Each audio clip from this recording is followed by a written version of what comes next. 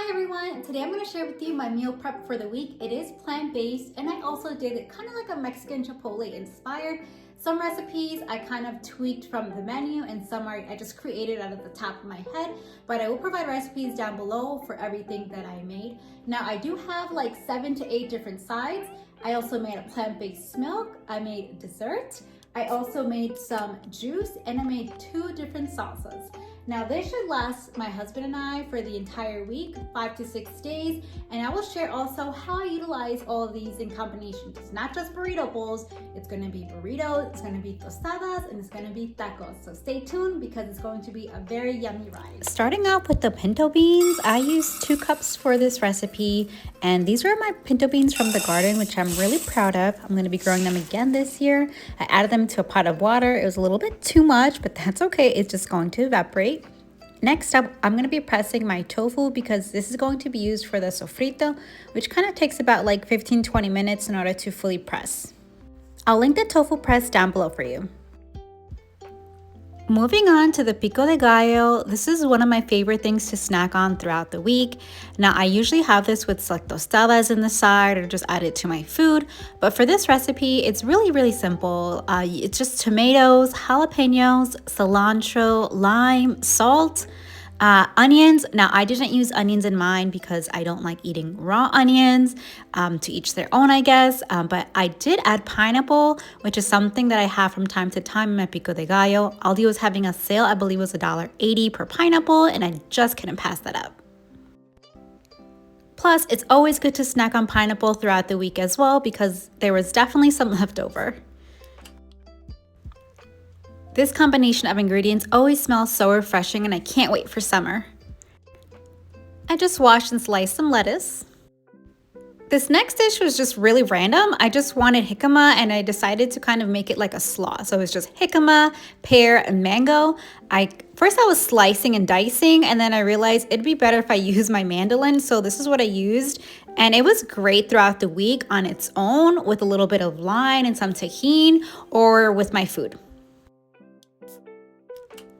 For this next part, you're going to want to have your windows open and probably the fan on because when you roast your peppers, the whole house is going to smell and you might start coughing. Not that much though, but they look so beautiful once they're roasted. And I add these to a bag and I put them to the side for about like 20-30 minutes just so they could sweat. While the Poblano Peppers are doing their thing, I am making the Cashew Crema, and this is so versatile that you can even use this to make your own macaroni and cheese recipe. The next recipe is going to be the really simple sofrito. Now for this, you're going to want to crumble your tofu that you press, so there's going to be no more water in here, which is going to be perfect because it's going to soak up any flavor of the soy chorizo that we're going to add to next.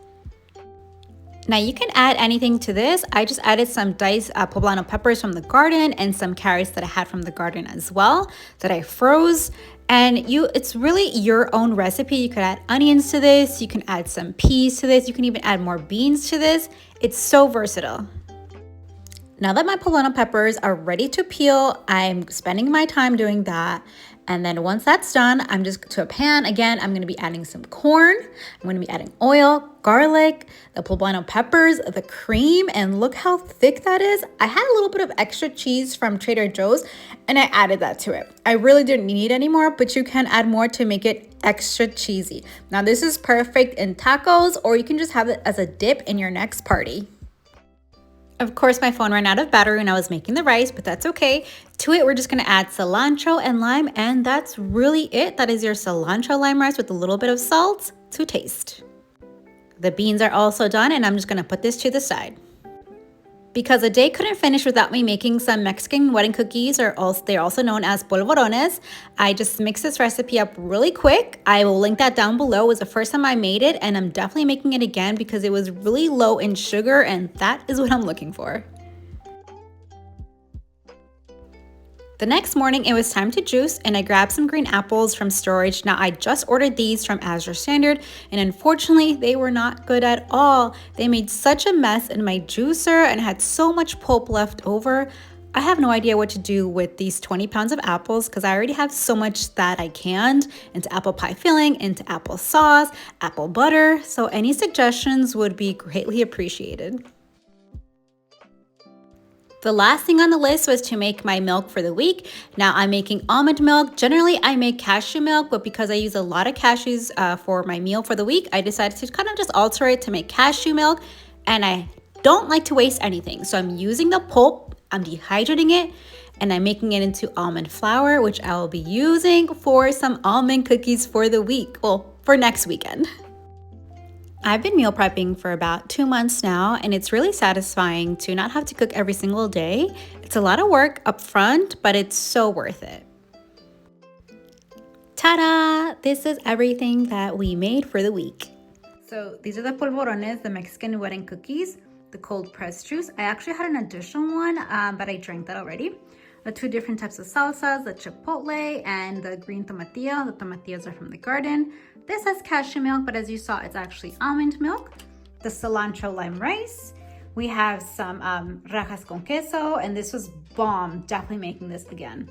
We have the slaw right here, just chopped lettuce, my own version of a really quick sofrito, extra pineapple, pinto beans from the garden, and we have Pico De Gallo. Here's some different meal combinations that I made throughout the week. The most popular one was burrito bowl because that was really quick to prepare, especially on days that I worked. Some tacos, tostadas, burritos, quesadillas. They were all my favorite. I can't pick just one. I hope you guys enjoyed my video. If you did, don't forget to like down below and subscribe if you're not subscribed. I will be posting weekly meal preps, and next week is also going to be Mexican inspired. So I hope you guys have a great day, and I'm just gonna stay here and eat one of these cookies because they are so delicious. Maybe I'll make some coffee. All right guys, have a great day, bye.